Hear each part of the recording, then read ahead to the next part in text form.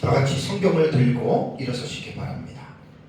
봉독해 드릴 하나님의 말씀은 요한계시록 6장 1절에서 2절 말씀까지를 제가 봉독해 드리겠습니다. 이것은 하나님의 말씀입니다. 내가 보매 어린 양이 7인 중에 하나를 떼시는데 그때에 내가 들으니 내 생물 중에 하나가 우레소리같이 말하되 오라 하기로 이에 내가 보니 흰 말이 있는데 그 탄자가 활을 가지었고 면류관을 받고 나아가서 이기고 또 이기려고 하더라. 아멘. 네, 앉으시기 바랍니다. 요한계시록에서 가장 어려운 부분은 사실 6장부터 19장에 기록된 내용이 가장 어렵습니다. 1장에서 5장까지의 내용을 보면은 별로 그렇게 어려운 내용이 아닙니다. 그리고 나서 이제 20장과 21장과 22장도 또 우리가 읽어보면 그렇게 사실 20장의 내용은 매우 중요하지만 이해하는 데 있어서는 별 어려움이 없는 이제 그러한 내용입니다. 그렇기 때문에 이 요한계시록을 우리가 올바르게 이해하기 위해서는 사실 6장부터 우리가 공부를 해야 됩니다. 그래서 6장부터 19장의 내용, 요한에 기록되어져 있는 이 내용을 우리가 잘 이해를 해야 이제 요한계시록이 어떠한 내용인지를 우리가 사실 알 수 있게 됩니다.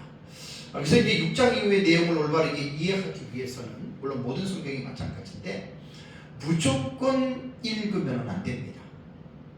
최소한 가장 기본적으로 말씀드리면 성경을 읽을 때 이 성경에 대한 개요에 대해서 먼저 이제 공부를 해야 됩니다. 그래서 요한계시록이 어떤 책이고 언제 기록이 됐고 누가 기록을 했고 무엇 때문에 기록을 했고 요한계시록의 내용과 구조와 구성은 어떻게 이루어졌는지 그리고 조금 더 우리가 이제 이런 어려운 책들은 역사 신학적인 입장에서 요한계시록이 기록된 이후에 약 2000년 동안에 교회가 어떻게 이 요한계시록을 읽어왔는지에 대한 이제 그러한 것도 우리가 기본적으로 알게 되면 요한계시록이 아무리 어려워도 요한계시록을 이해하는 데에 그 지식들이 많은 도움을 우리에게 줄 수가 있다라고 하는 사실입니다. 지난주에는 제가 계시록 6장 이후의 내용을 이해하기 위해서 먼저 우리가 공부해야 할 선행학습에 대한 내용에 대해서 사실 2시간 동안 제가 이제 설교를 했습니다. 사실 이제 6장 이후부터 우리가 들어갈 때 일곱인, 일곱나팔, 일곱대적 세 가지 7 시리즈가 들어갔잖아요. 근데 이것이 그냥 읽으면은 거의 이해하기가 정말로 힘든 내용입니다. 그래서 먼저 지난주에는 제가 2시간 동안에 이제 6장 이후를 이해하기 위해서 어떻게 우리가 요한계시록을 기본적으로 접근해야 되는지에 대해서 제가 2시간 동안 말씀드린 것을 간략하게 한 5가지 정도 정리해서 여러분들에게 다시 말씀을 드리겠습니다. 우선 요한계시록을 읽을 때는요 장과 절에 얽매이면 안 됩니다. 그 이유는 구약 성경이나 신약 성경이 기록될 당시에 장과 절의 구분이 없었다라고 말씀을 드렸습니다. 그래서 이제 구약 성경 같은 경우는 13세기, 신약 성경 같은 경우는 15세기에 비로소 장과 절에 대한 구분을 했다라고 지난주에 말씀을 드렸습니다. 그렇기 때문에 요한계시록은 모든 성경이 마찬가지입니다. 장과 절을 구분해서 그것을 가지고서 성경을 이해하려고 하면 우리가 성경에 대한 잘못된 어떤 오해를 할 수가 있다라고 하는 거 기억해야 되고요.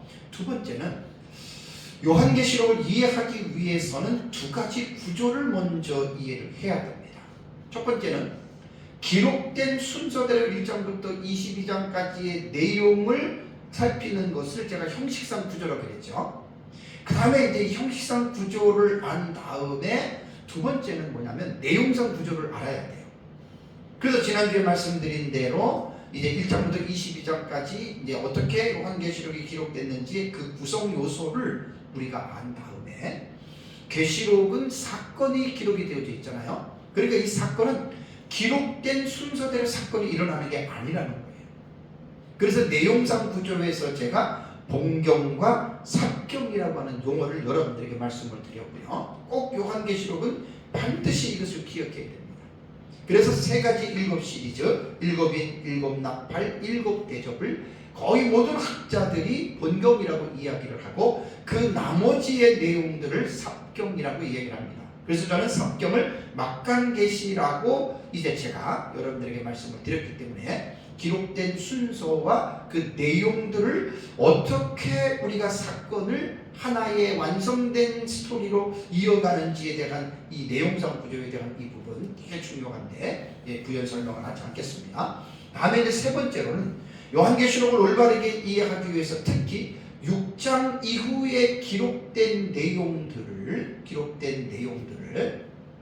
이제 우리가 이제 본경사경 조금 전에 말씀을 드린 요 내용들을 여러분들이 잘 이해를 하고 요 세 가지의 일곱 시리즈에 대한 기본적인 이해가 필요한데 요 세 가지의 일곱 시리즈에 대한 기본적인 용어를 제가 총론계시와 연결계시와 연관계시에 대해서 말씀을 드렸죠. 거의 요한계시록을 형식상 구조로 볼 때는 총론계시를요 일곱 인을 총론계시로 봅니다. 왜냐하면 6장부터 여러분들이 읽어보시면 알겠지만 첫째, 둘째, 셋째, 넷째, 다섯째, 여섯째, 일곱째 인을 이렇게 계시록에서 보면은 일곱째 인은 자체적으로 가지고 있는 내용은 없다 그랬어요. 그리고 일곱 번째 인이 내용이 뭐냐면 일곱 나팔로 전개가 돼요. 이게 참 신기한 거예요. 그리고 일곱 번째 나팔도 보면은 똑같아요.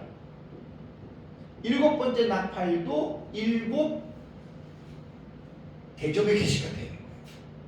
그래서 일곱 대접은 일곱 번째 나팔에 속해 있고 일곱 나팔은 일곱 번째 인에 속해 있어요. 그러니까 형식상 구조로 볼 때 요한계시록은 일곱 인을 쭉 들으면 일곱 나팔, 일곱 대접이 쫙 거기 휘하에 이렇게 속해 있다라고 하는 것 우리가 이렇게 볼 수가 있습니다. 그래서 제가 총론계시는 일곱인 거의 학자들 이렇게 보죠.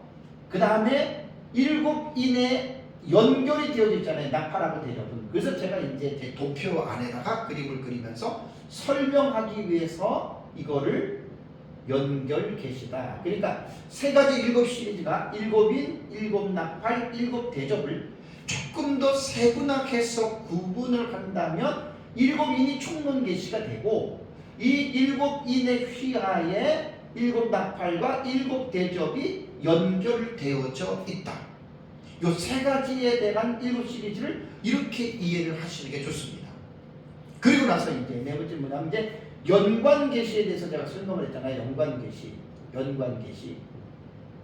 연관계시는 막간계시로 이해를 하면 되는 삭경 막간계시예요. 그러니까 세 가지 일곱 시리즈에 대한 내용 외에 나머지 내용들을 연관계시. 왜 연관이라고 얘기했냐면 일곱인, 일곱 나팔, 일곱 대접과 다른 내용들은 연관이 있다. 이걸 꼭 이해를 해야 됩니다. 그러니까 제가 이제 요한계시록을 하나님의 은혜로 이렇게 본의 아니게 전문적으로 지금 연구하고 지금 있는 거예요. 연구하다 보니까 성경을 무조건 읽으면 절대 이해가 안 됩니다. 그래서 지난주에 말씀드렸던 이 2시간에 했던 이 내용들이 지금 되게 중요해요. 이게 이제 구조라는 거예요. 개론이라고도 하고 개요라고도 하는데 이거를 먼저 선행학습을 하고 이러한 기본적인 지식을 가지고 요한계시록을 공부를 하면 훨씬 더 쉽고 체계적으로 요한계시록을 공부를 할 수 있는데 이러한 기본적인 지식 없이 무조건 읽으면 정말 어려울 수밖에 없습니다. 그 다음에 이제 나머지 다섯 번째는 우리 역사적 전천년 같은 경우에는 요한계시록을 해석할 때 요한계시록 자체만 가지고 해석을 하지 않습니다. 이거는 사실 말이 안 되는 겁니다. 왜냐하면 성경은 하나의 통으로 되어 있는 거예요. 그러니까 창세기부터 요한계시록까지 구약이 39권이고 신약이 27권인데 성경은 각 권이 있지 모르지만 이 성경은 유기적인 통일체를 이루고 있는 거예요. 그래서 어떤 성경이든지 간에 성경의 전체적인 66권이라고 하는 이 성경의 전체적인 체계 하에서 성경 각권들을 여러분 우리가 이해를 하고 있어야 됩니다. 특히 요한계시록도 앞에 있는 신약 성경의 앞에 있는 책들과 그 다음에 구약 성경에 기록된 이 내용과 연계성이 없이 해석하는 것은 그건 넌센스입니다. 그래서 우리 역사는 전천년 입장에서 요한계시록을 우리가 어떻게 보냐면 요한계시록을 이해하는 기저, 밑바탕, 근본이 되는 신학적인 기초를 우리는 다니엘서 9장 24절과 27절에 기록된 70일의 계시 본문에 둔다고 말씀을 했습니다. 이 해석법은 역사적 전천년의 원조가 초대 교부들이거든요. 사도 요한의 제자가 폴리갑이고 폴리갑이 제자가 이레네우스고 이레네우스의 제자가 히폴리투스입니다. 그러니까 사도 요한의 요한계시록을 어떻게 봤다라고 하는 것은 주석서나 설명서가 없기 때문에 모르지만 그의 제자 폴리갑도 요한계시록에 대한 조사를 남기지는 않았다 그래요. 근데 폴리갑의 제자가 이레네우스인데 이레네우스와 이레네우스의 제자 히폴리투스의 글은 지금 남아있는데 많지는 않아도 그 글을 유추해 볼 때 역사적 전천년의 종말론의 그 신학적 입장을 가지고 그들이 보았다라고 하는 것은 많은 학자들이 그 부분에 대해서 설명을 하고 있습니다.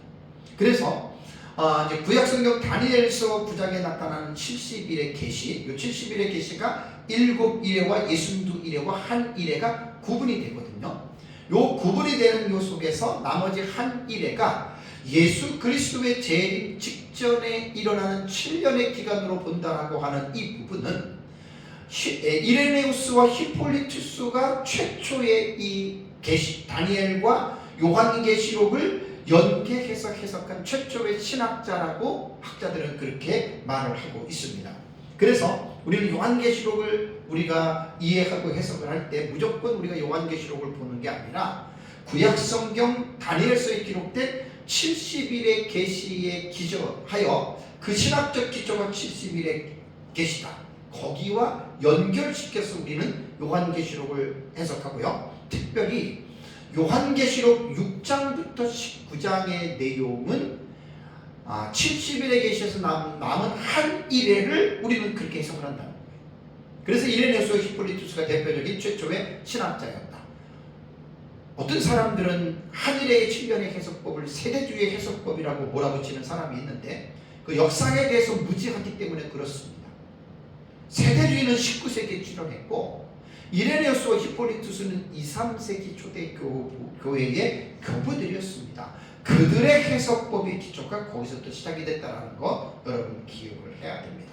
그래서 앞에서 제가 말씀드린 이 먼저 우리가 선행학습적인 이러한 기본적인 지식들을 가진 다음에 이해한 다음에 이제 6장부터 공부를 하는 거예요. 그래서 제가 이제 이번 시간은 첫째인에 대해서 또 오후에는 둘째인 다음 주에 셋째 넷째 하나하나에 대한 세 가지 7 시리즈를 연속적으로 제가 지금 설교를 해 나가려고 합니다. 이것이 이제 종말론 용어 해설에 대해서 중요한 내용들이기 때문에 하나하나 여러분들에게 이제 말씀을 드리도록 하겠습니다. 자, 사도 요한이 보았던 첫째인의 환상은 어떤 내용인가? 제가 조금 전에 봉독해 드릴 때 6장 1절과 2절에 대한 내용을 여러분들에게 봉독해 드렸습니다. 자, 역사적으로 볼 때 이 해석은 많은 논쟁을 일으켰고 지금도 해석이 분분합니다. 그러니까 요한이 보았던 이 첫째인의 환상에 등장하는 이제 내용을 한 4가지로 구분을 하면 흰말이 누구인가? 도대체 흰말은 뭔가? 이 문제를 해결해야 되고요. 두 번째는 그 말 위에 탄 자가 나오잖아요. 그 말 위에 탄 자라고 하는 말은 그 말 위에 앉은 자라는 말입니다. 그렇다면 그 기사는 누구냐? 세 번째는 이 기사를 묘사하는 내용을 보면 화를 가졌고 면류관을 받았다. 그럼 흰말에 탄 이 기사가 화를 가졌고 면류관을 받았다라고 하는 이것은 도대체 무슨 의미일까? 다음에 마지막으로 네 번째에 이 기사가 하는 행동이 이기고 또 이기려 공격하더라라고 하는 행위는 무엇을 의미하는지에 대한 이 부분을 풀으면 첫째인의 계시에 대한 이 내용을 우리가 분명하게 이해할 수가 있습니다. 요한계시록 6장은 이제 기록된 순서로 볼 때 전장이 5장이잖아요. 4장과 5장과 이어지는 그런 스토리로 내용이 이어지는 장인데요. 4장과 5장에 기록된 내용을 보면 천국의 성전이 있습니다. 하나님 나라의 성전이 있습니다. 4장 5장이 그걸 말하는 거예요. 그래서 그 성전에 보좌가 있는데 그 보좌에 성부 하나님께서 앉아 계신다라고 4장에 나와요.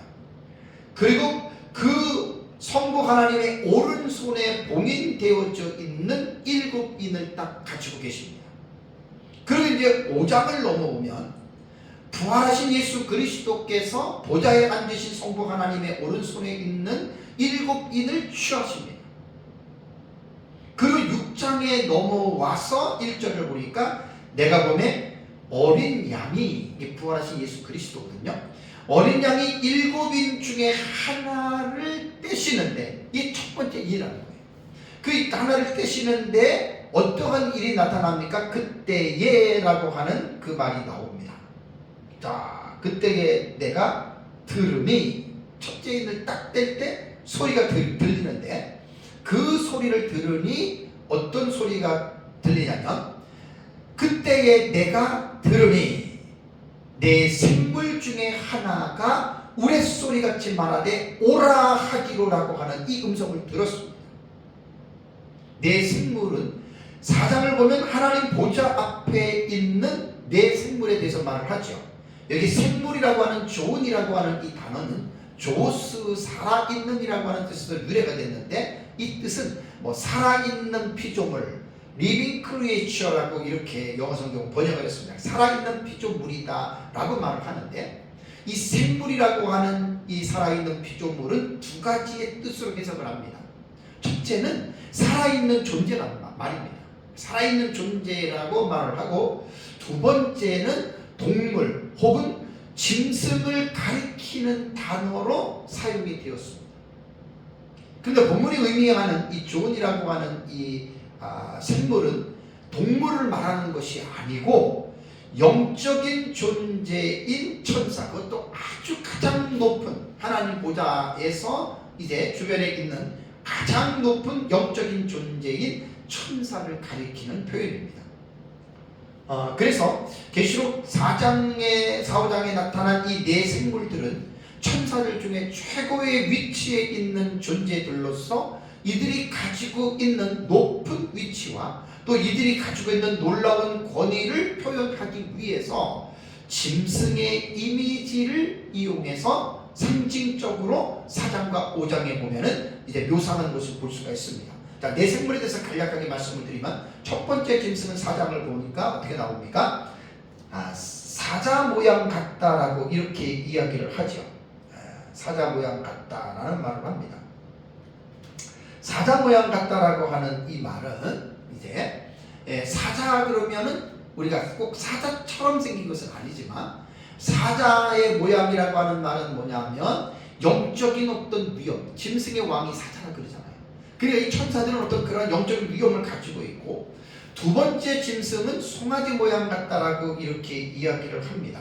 자, 송아지 모양과 같다라고 하는 이 말은 이제 소 같은 경우는 절대적인 순종과 충성스러운 헌신을 하는 동물이잖아요. 그러니까 이 내생물은 하나님 앞에서 절대적으로 하나님의 뜻에 순종하고 하나님께서 말씀하신 그 일을 충성스럽게 하는 그러한 천사들이다라고 하는 그 의미를 담고 있고, 세 번째 짐승은 사람과 같다라고 이렇게 이야기를 하죠.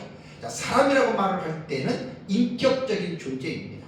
특별히 인간에게는 말할 수 없는 하나님께서 지혜를 주셨기 때문에 이러한 어떤 내생물들에게는 이러한 어떤 그 인격적이면서도 이러한 놀라운 지혜를 가지고 있다. 다음에 이제 네 번째 짐승이 독수리 같다라고 말을 했잖아요. 그러니까 독수리는 그 조류들 중에서 상당히 그 높이 날고요, 강한 그런 짐승인데, 이 영적인 통찰력이 대단하다라고 말을 하잖아요.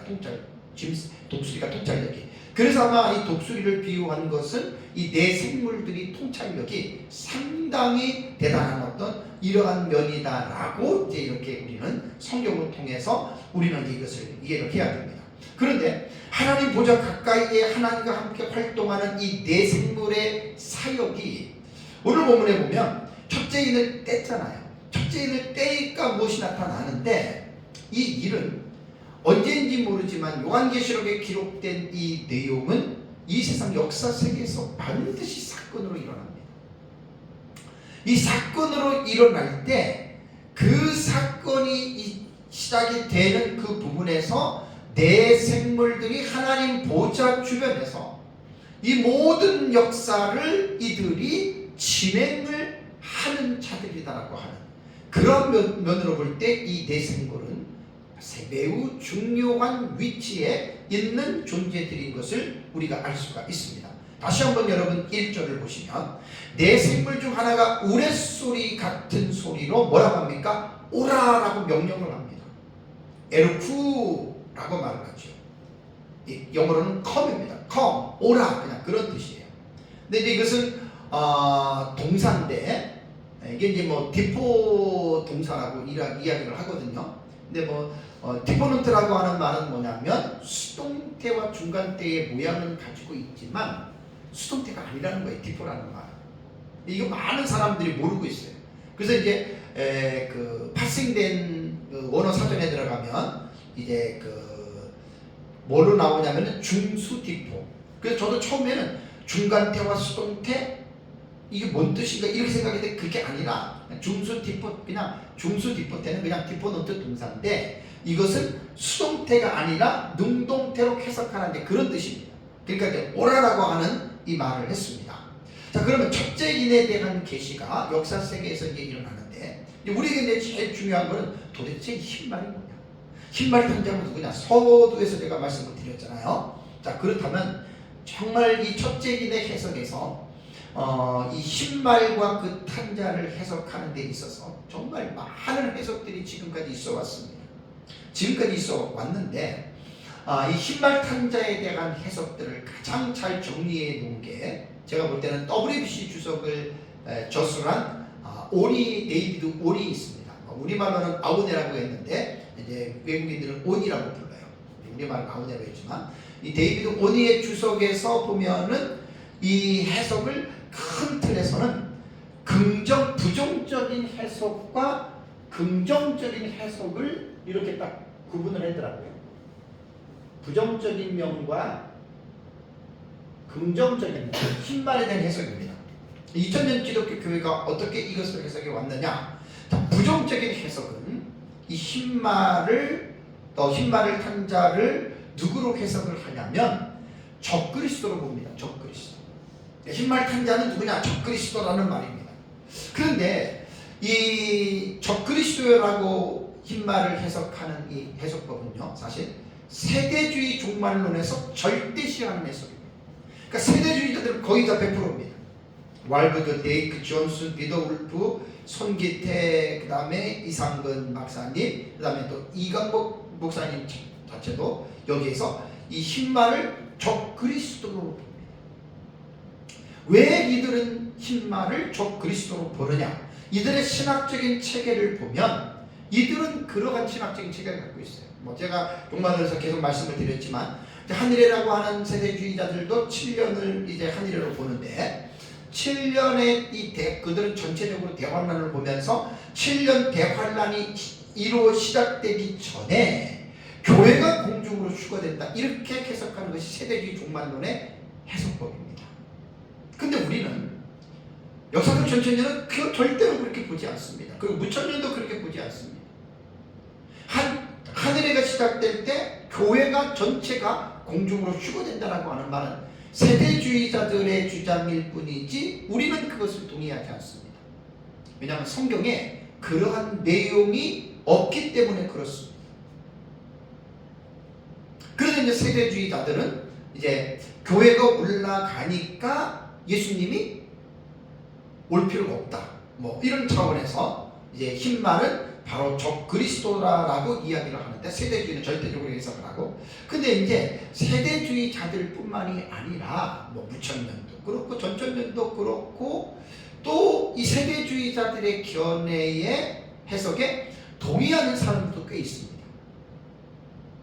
그러니까 원래는 세대주의, 전천년주의자들이 만들어 놓은 해석법이지만 또 많은 어떤 그러한 다른 어떤 해석적 입장을 가지고 있는 사람들조차도 흰말을 탄 자를 바로 적그리스도로 해석한다라고 하는 이것은 우리가 다른 그분들의 주석들을 보면 이런 내용들이 나오는 것을 우리는 이제 알 수가 있습니다. 그래서 이제 세대주의자들은 7인의 내용을 전부 다 재앙으로 해석을 합니다. 7인을 다.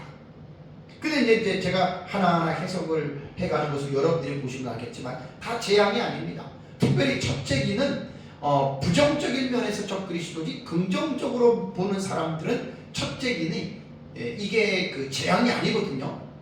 이건 하나님 편에서 역사. 그러니까 세대 적그리스도로 보는 사람들은 사탄의 편에서 사탄이 적그리스도를 세워놓고 이제 한일의 동안을 이 세상의 공포로 이제 이 세상을 이끌어간다라고 보는 것이 부정적인 해석이라는 거예요. 우리는 동의하지 않습니다. 두 번째, 긍정적인 해석들은 뭘로 보냐면 적그리스도의 반대입니다. 안티가시 아니라 안티크라이스트가 아니라 그냥 크라이스트입니다. 그냥 예수 그리스도입니다. 그러니까 흰말 탄 자를 그리스도로 보는 이 견해는 계시록 19장 11절과 16절의 말씀을 근거로 이제 거기 보면 이제 예수님께서 흰말 타고 재림하시잖아요. 그러니까 그 내용을 보고 이제 여기서 첫째 기에 나오는 흰말 탄 자를 바로 그분이 바로 예수 그리스도라고 이렇게 말을 합니다. 그래서 이 긍정적인 해석들에서 그리스도로 보는 이 견해는 초대교회 교부인 이레네우스를 위시한 많은 학자들이 무천년에서 거의 다 이렇게 보죠. 렌스키, 그다음에 핸드릭슨 뭐 이런 분들 다 이제 흰말을 그리스도로 이렇게 보는데 이제 그 비세대주의가 세대주의가 아닌 입장에 서 있는 사람들이 거기다가 이제 그리스도로 본다라는 말입니다. 그리고 또 하나는 이제 그러면 흰말 탄 자가 그리스도라면 그럼 흰말은 뭐냐? 흰말이 이기고 이기려 한다라고 하는 그 행위를 하잖아요. 그러니까 여기에서 이 복음의 승리의 상징이라고 또 해석을 합니다. 그러니까 흰말 자체를 그리스도 복음이다. 그러니까 예수 그리스도께서 신약시대의 복음 운동을 이루셨다. 이게 이제 긍정적인 해석이에요. 그래서 이제 그 복음 운동을 일으키셨던 그 복음의 사역을 12사도를 통해서 지금까지 이 복음의 운동 사역이 계속해서 진행되고 있다라고 하는 이제 이러한 것으로 해석하는 경우가 바로 이제 이 긍정적인 해석입니다. 또 하나 긍정적인 해석은 여기서 그리스도로 보지 않고 이제 이 세상에서 흰말 탄 자를 마지막 시대에 그러니까 복음 전파는 예수 그리스도로가 시작하셨고 12제자를 통해서 그 복음 전파의 사역이 이어져 오는데 각 시대마다 복음을 전하는 사역자들이 있잖아요. 그래서 긍정적인 해석에서 흰말 탄 자를 누구로 보냐면 두증인으로 봅니다. 두증인들은 사역자들이잖아요. 이 두증인은 어느 시대든지 간에 하나님께서는 복음을 전하는 사역자들을 두시고 하나님의 구원의 역사를 이루어 가시는데 그것이 예수님의 재림으로 말미암아 이 세상의 심판을 받잖아요. 그러니까 예수님이 재림하시기 직전에 그 상황에 마지막 사역자들이 있습니다. 그것이 요한계시록에는 두 증인으로 나오는 거예요. 그래서 저는 이제 이 긍정적인 해석에서 우리는 그리스도를 보지 않고 그리스도를 통해서 이어지는 복음 전파의 사역을 감당하는 마지막 시대의 사명자들인 두 증인으로 보는 것이 제가 보는 해석입니다. 우리가 보는 해석입니다.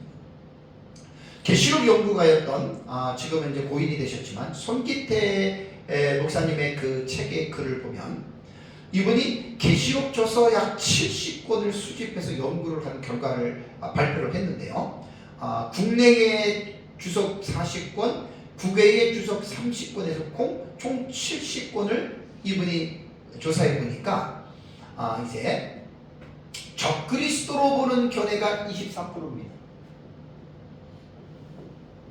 적그리스도로 보는 것이 24%고 긍정적으로는 그리스도라고 그랬잖아요. 이 그리스도로 보는 견해가 34%라고 해요.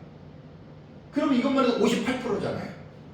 그러니까 주석에서 70권에서 58%가 해당되는 이 부분이 적그리스도냐 아니면 그리스도냐, 뭐 나머지는 이제 다른 것. 제가 이제 보는 것처럼 이제 두 증인으로 보는 해석도 있고, 그러니까 계시록은 여러 가지 해석들이 있습니다.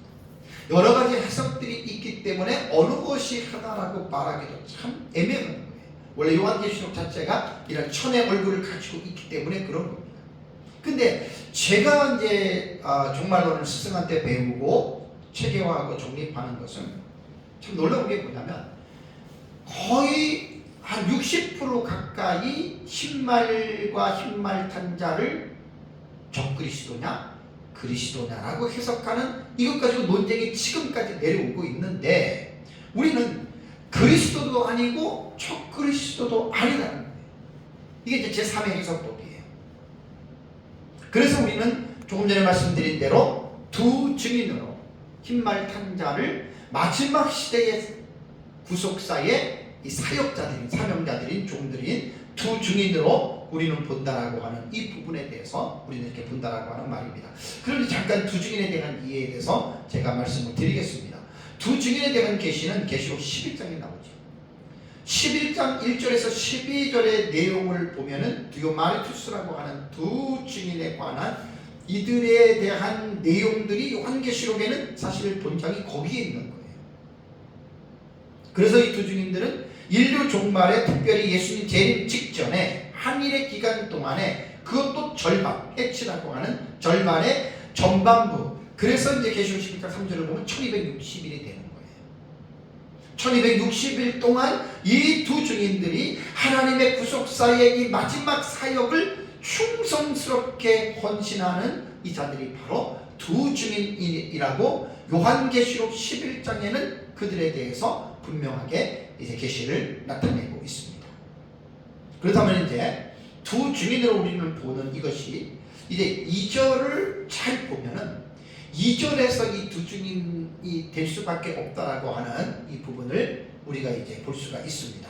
자, 그것은 뭐냐면 이제 이 흰말과 기사는 그리스도나 적그리스도가 아니다라고 말씀을 드렸습니다. 그 다음에 역사세계에서 하나님의 택자 구원의 마지막 추수꾼으로 등장을 시키는 사역자로 우리가 이제 이렇게 보는데, 구약시대에 보통 보면 약 한 4000년 정도의 우리가 역사 기간으로 보고, 신약시대도 한 2000년의 지금 역사의 시간이 지금 흘렀지 않습니까? 그래서 우리는 지금까지 인류 역사를 천지 창조 이후 6000년의 정도의 역사 시간으로 우리가 보는데, 뭐 이제 예수님의 재림이 언제인지는 아무도 알 수 없습니다. 그러나 많은 사람들이 보기에는 이제 재림의 때가 아주 가까워졌다라고 말하는 것들은 거의 다가 그렇게 보고 있습니다. 그래서 예수님의 재림이라고 하는 것은 단순히 예수님의 재림으로 끝나는 것이 아니라 예수님의 재림은 반드시 이 세상에 대한 하나님의 심판이 예고되어져 있는 사건입니다. 그래서 그리스도 안에서 구원하기로 작정한 택자들이 마지막 예수 그리스도의 재림으로 말미암아 하나님의 구원의 역사는 일단락이 되는 이제 그러한 차원입니다. 그럼 우리는 6장부터 제일 어렵다 그랬잖아요. 그래서 6장에서 제일 어려운 장의 첫 번째 시작이 뭐예요? 첫째 인이잖아요. 첫째 인을 뗄 때 흰말과 탕자가 나오잖아요. 그럼 여기에서 우리는 요한계시록을 우리는 미래주 해석으로 보기 때문에 결국 예수님 재림 직전에 일어나는 사건으로 우리는 해석을 하는데, 자, 인류 종말을 앞두고 하나님께서는 어떤 일을 우선하느냐, 이걸 한번 우리가 좀 생각을 해봐야 됩니다. 세상의 심판이 먼저이겠습니까? 아니면 하나님의 택한 백성들의 안전이 먼저이겠습니까? 이건 말하나 말합니다. 심판보다는 하나님께서는 자기 백성의 안전을 먼저 조치하는 것이 당연히 하나님이 하실 일이라고 생각을 합니다. 그렇기 때문에 이제 6장부터 이제 장차될 일들의 계시를 하나님께서 보여주시는데 그 가장 우선적이고 가장 첫 번째의 이 사건이 신말과 흰말탄자인데 이 부분에 대해서는 하나님께서는 자기 택한 백성들을 위한 일을 먼저 안전을 하나님께서 조치하시는 것으로 우리는 이렇게 해석을 하는 거예요. 아모스 3장 7절을 보면 주 여호와께서는 자기의 비밀을 그종 선지자들에게 보이지 아니하시고는 결코 행하심이 없으시리라라는 말이 나옵니다. 그러니까 하나님께서는 자신이 비밀, 자신이 하시고자 하는 그 일을 이루실 때 그냥 무조건 무작정 행하시는 것이 아니라 자기의 종들에게 보이시고 가르쳐 주시고 하나님이 하신다라고 하는 말입니다. 자, 이게 하나님께서 하나님이 하셨던 하나님의 사역에서 우리가 읽을 수가 있는 거예요. 하나님의 속성, 또 하나님의 성품, 하나님의 사역, 우리는 성경에 기록된 이 하나님의 행하신 이 속성과 사역과 성품을 통해서 우리는 하나님이 어떠한 분인지를 우리는 아는 거예요. 뭐 내가 기도해서 하나님 어떤 분이고 그 경험에서 하나님을 아는 것이 아니라 그 개인의 주관적인 경험보다 더 중요한 것은 객관적으로 기록해 놓으신 하나님의 계시의 말씀을 통해서 우리는 하나님을 아는 거예요. 그러니까 경험이 먼저가 아니라 계시의 사색을 통해서 그 계시를 근거해서 경험을 하는 이 경험이 우리에게는 분명한 지식이라고 하는 것, 이거를 여러분들이 잊으시면 안 됩니다. 그래서 이 땅 예수 그리스도의 재림으로 말미암아 세상에 하나님의 불심판을 받는데 이 불심판을 받기 이전에 하나님께서 먼저 선 조치가 뭐냐면 자기의 종들을 통해서 영적으로 잠들어 있는 택한 자들을 하나님께서 깨우시는 사역을 한다. 이것이 첫째 일의 내용이라는 거예요.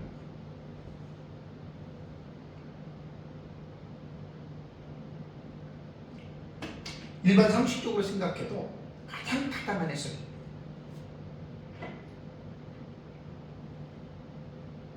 신약성경 여러 곳에서 예수님께서 말씀하셨지만 마지막 때에는 노아의 때와 롯의 때와 같이 많은 사람들이 육신의 향락적인 삶에 빠지는데 그리스도인들도 거기에 빠집니다. 그러니까 이제 예수님 재림이 가까워 왔을 때 하나님의 택자들이 깨어있지 않으니까 하나님의 마지막 시대의 종들을 세워서 영적으로 잠들어 있는 성도들을 깨우는 사역을 하는 것이 그게 바로 요한계시록에서 두 증인의 복음 전파 사역이다라고 보시면 됩니다. 두 번째는 흰말탄자가 두 증인이라고 하는 것이 성경이 증거하고 있습니다. 자, 요한계시록에 기록된 흰말에 대한 연관된 말씀을 살펴보면 세 번 나옵니다. 세 군데 나오는데 한 군데가 아까 말씀드린 계시록 19장 11절에 예수님 재림할 때 백마 타고 내려오시잖아요. 그죠? 그 백마예요. 그래서 이제 거기서 예수님으로 말을 하는데 나머지 두 군데는 어디냐면 요한계시록 지금 6장 2절과 그 다음에 또 하나는 계시록 19장 14절. 자, 19장 11절을 보면 백마를 타고 예수님 내려오시잖아요. 근데 그 뒤에 보면은 백마를 탄 군대들이 따라 내려옵니다. 여기도 이제 두 가지 해석이 있습니다. 거의 많은 주경학자들이 예수님 재림할 때 백마 타고 내려오는 군사를 천사들로 봐요. 천사들로 봐요. 근데 그 천사로 볼 수가 없어요. 그래서 이제 우리는 그 사람들이 누구냐면은 백마 탄 군대들은 이제 1260일의 사역을 마치고 죽고 부활하고 하늘로 올라가 있는 첫째 부활자들이 두 증인으로 우리는 보는 거예요. 그래서 한 군데만 백마 탄 분이 예수 그리스도의 재림 때 19장 11절로 보고 나머지 6장 2절과 19장 14절의 백마 탄 군대는 우리는 바로 이제 두 증인으로 해석을 하기 때문에 우리는 그것을 두 증인으로 해석한다는 겁니다.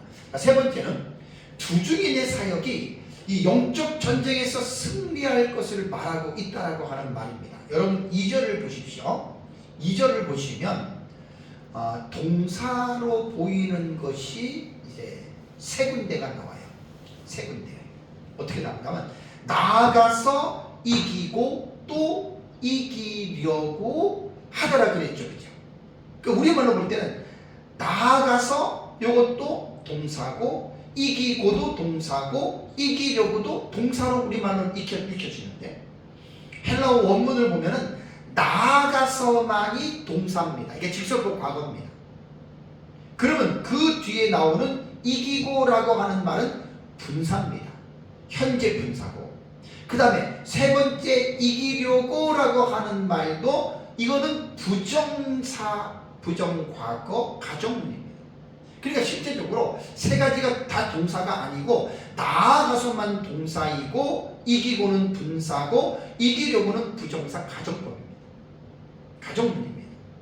그러니까 이것을 제가 원어를 잘 하시는 분한테 내가 배운 거예요. 저도 요 부분을 배웠는데 이 서기를 하면 어떠한 내용이냐면 우리는 나아가서 이기고 또 이기려고 하더라라고 하는 흰말탄 기사가 이러한 행위를 지금 묘사했는데 이것이 본문을 더 자세하게 우리가 해석을 한다면 이게 뭐냐면 이기면서 그리고 이기기 위해서 나갔다 이렇게 해석이 된다는 거예요. 본문을 사역을 하면. 그러니까 뭐냐면 흰말탄 자가 우리말로는 나아가서 이기고 또 이기려고 하더라라고 하는 말은 뭐냐면 결론적으로 말하면 영적인 사역에서 이기는 사역이다 그 말입니다. 결론적으로. 그래서 원문의 서기가 그렇게 해석이 그렇게 중요한 거예요. 근데 적그리스도가 여기에서는 해당이 안 되는 것은 적그리스도는 이제 계시록 13장에서도 성도들과 싸워서 이긴다고 했는데 그것은 한 부분적이에요. 전체적으로 이기는 게 아니에요. 그렇지만 6장 2절에서 이기고 또 이기려고 하더라라고 하는 말의 의미는 분명한 사역에서 이기는 자라는 말이에요. 그러니까 부정적인 해석에 해당되는 말이 아니라는 말입니다.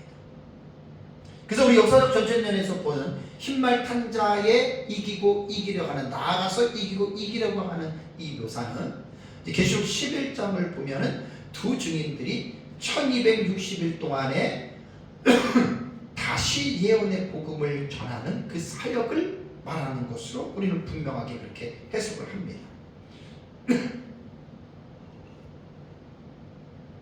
사실 요한계시록에서 보면은 예수님 재림 직전에 한 일에게 이 기간 동안에는 사탄 편에서는 사탄이 적그리스도에게 전무후무한 권세와 능력을 줍니다. 그래서 42살이라고 하는 기간 동안에 이 적그리스도를 통해서 전 세계를 지배합니다.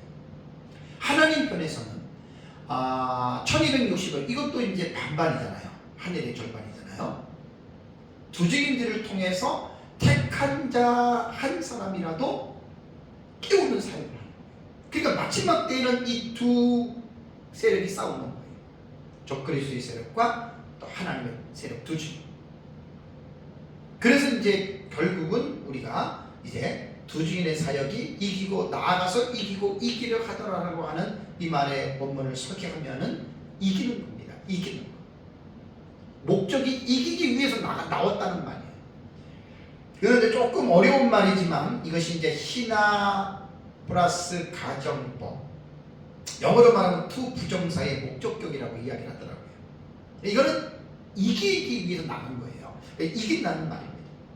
다음에 이제 네 번째가 흰말탄 자가 받은 면류관을 볼 때 이것은 종말의 사역자인 두 증인이 적합하다라고 말할 수가 있습니다. 자, 오늘 본문 2절을 보면은 이들이 흰말탄 기사가 면류관을 썼다 그랬잖아요. 그죠?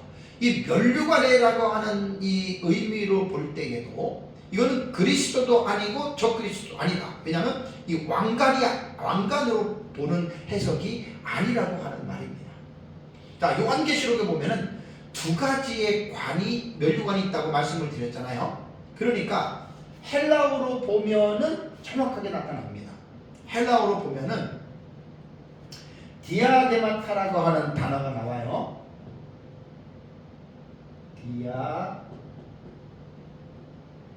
디아데마타라고 하는 단어가 나옵니다. 디아데마타.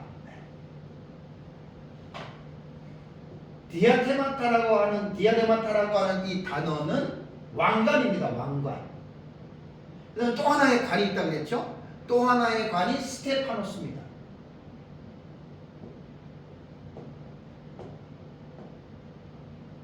스테파노스. 이 스테파노스라고 하는 단어는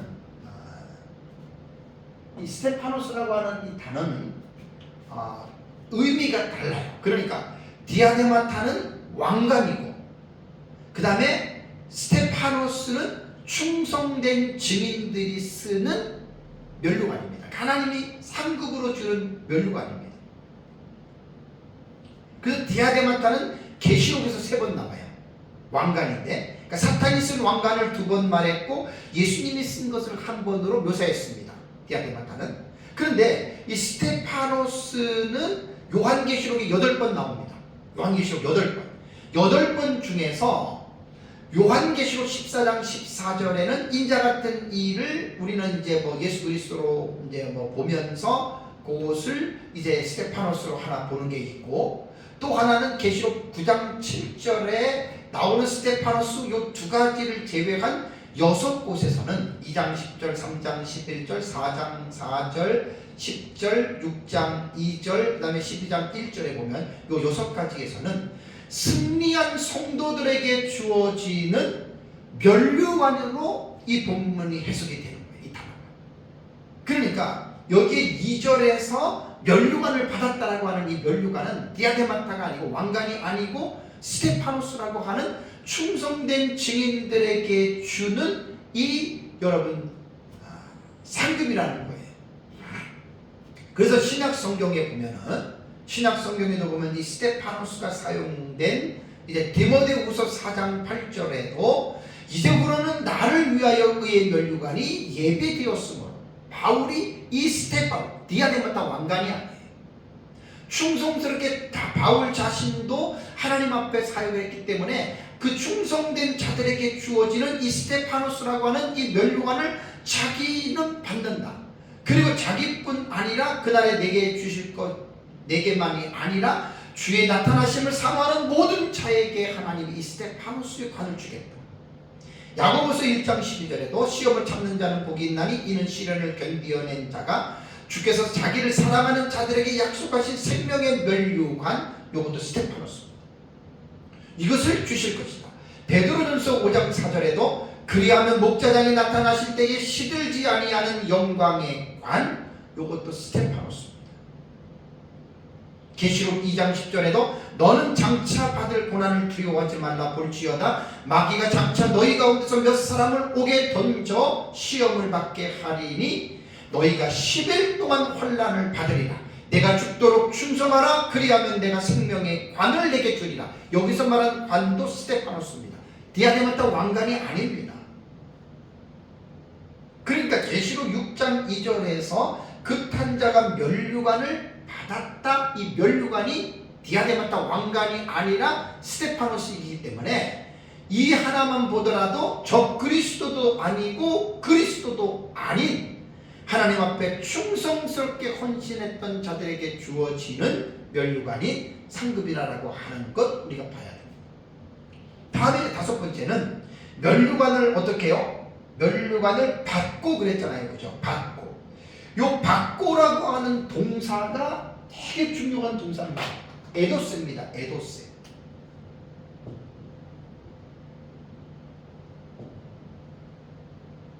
되게 중요한 단어예요. 에도세는 제가 많이 여러분들에게 강조를 했습니다.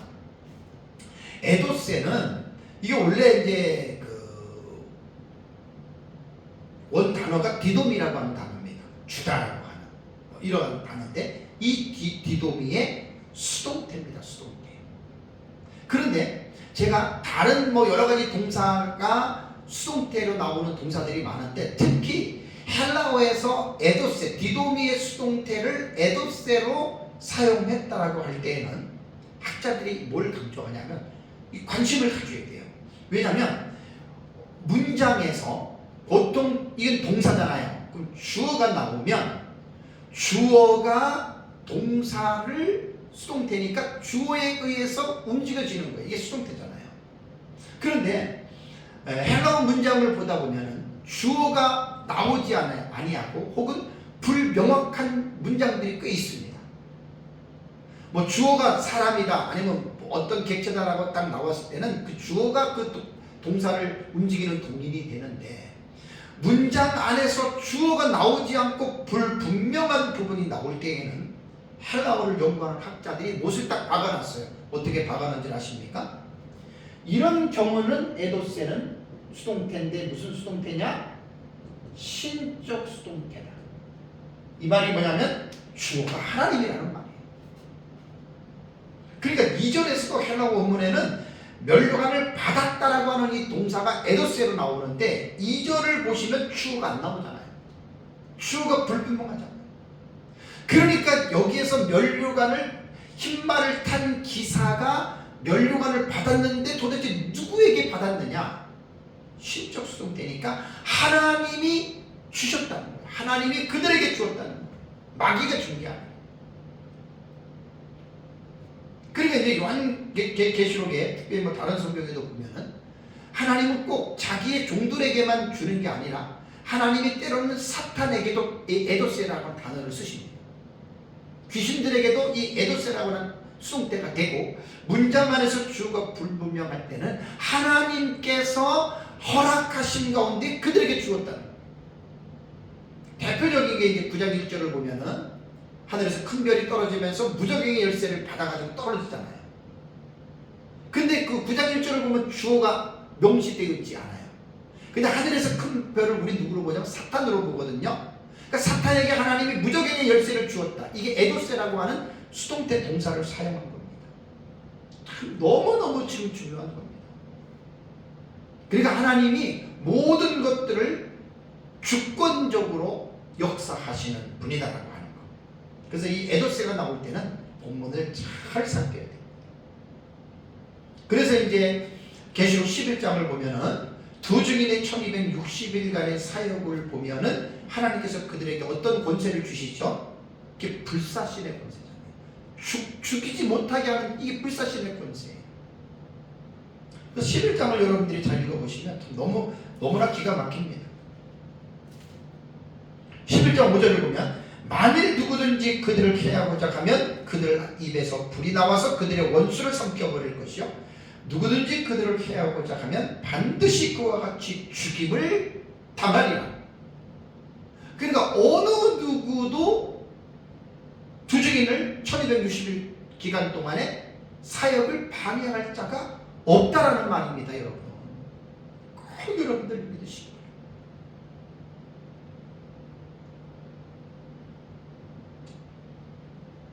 결론적으로 제가 보는 입장은 역사적 전천년 입장에서 흰말과 기사에 대한 결론은 마지막 시 사명자들이 두 증인이다. 그걸 제가 이제 성경을 주의하면서 2절의 본문을 가지고 여러분들에게 말씀을 드렸습니다. 한 가지 제가 부탁을 드릴 것은 뭐냐면 모든 요한계시록을 제가 집중적으로 계속해서 10년 넘게 연구를 하고 있기 때문에 잘 압니다. 똑같은 전천년, 무천년, 세대주의라고 그래도 강론으로 들어가면 똑같지 않습니다. 많이 다른 경우들이 있습니다. 그래서 이러한 부분에 있어서 다른 부분에 대해서 지나친 논쟁과 다툼과 격돌은 피하는 게 좋습니다. 정말입니다. 그렇다면 이 첫째인의 계시가 분명히 성경을 보면은 사건으로 이루어지잖아요. 그죠? 그러니까 요한계시록을 해석할 때는 제가 독법에서 여러분들에게 많이 말씀을 드린 대로 특별히 사건으로 기록된 이 텍스트에 대해서는 육하 원칙 속에서 텍스트를 읽으라 그랬죠. 사실 그게 어려운 거예요. 그 사건의 해석보다 더 어려운 게 단락 해석이라 그랬잖아요. 그 요한계시록에 기록된 모든 내용을 연대기적으로 하나로 이렇게 딱 정리하는 거. 그게 사실 제일 어려운데 그거는 웬만한 사람들은 그 부분에 대해서 이해를 못합니다. 너무나 어렵기 때문에 그래요.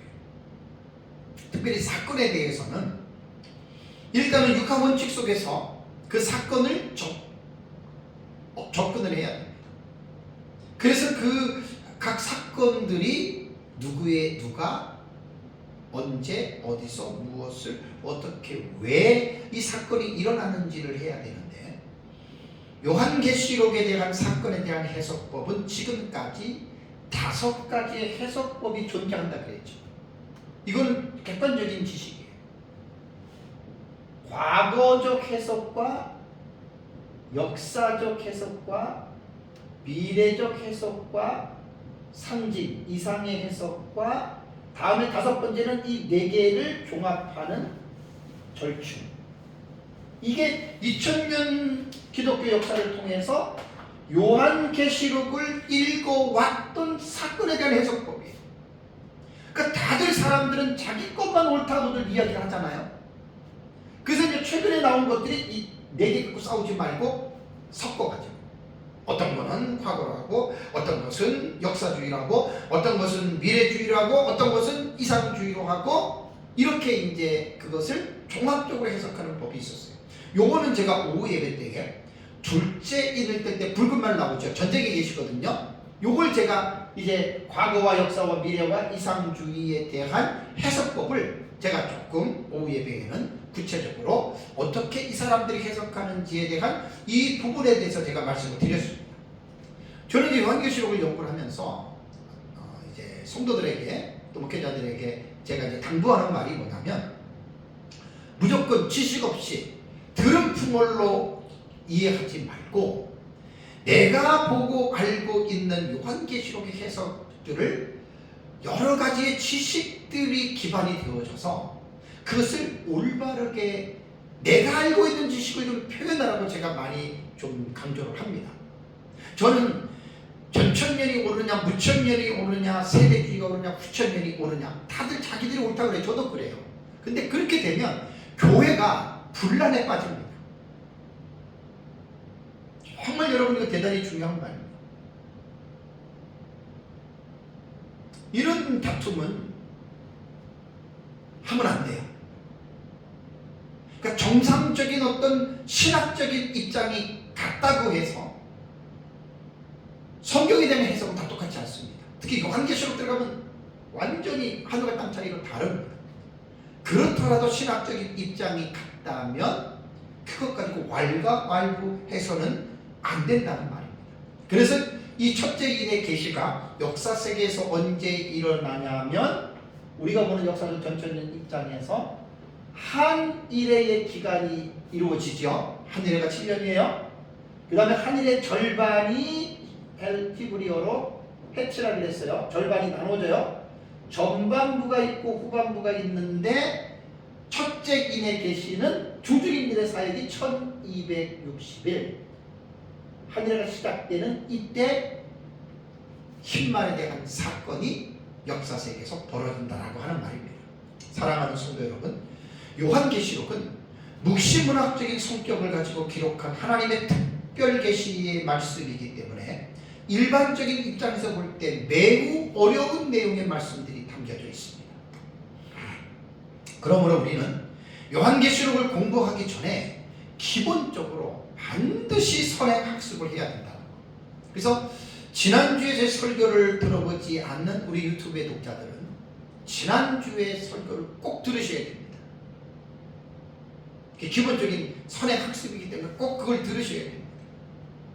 이번 시간에 말씀드린 이제 첫째 인을 뗄 때 이제 내 생물 중에 하나가 오라고 하는 명령을 바라자 흰 말이 등장하고 그 말 위에 탄 기사가 등장을 해서 활을 가졌고 이게 다 지금 뭐냐면 싸우기 위한 어떤 도구거든요. 활을 가졌고 면류관을 받았고 나가서 이기고 또 이기려고 하더라고 하는 이 말을 부정적인 해석법에서는 적그리스도, 긍정적인 해석법에서는 그리스도, 우리는 그리스도도 아니고 적그리스도도 아닌, 그러나 우리는 긍정적인 해석법에 속하는 거예요. 사실 두 증인으로 보는데, 그래서 이 두 증인들은 마지막 시대의 하나님의 그 구속사의 추수꾼인 마지막 시대 사명자들이 두 증인이라고 하는 거, 여러분 이것을 꼭 우리는 여러분 기억을 하셔야 됩니다.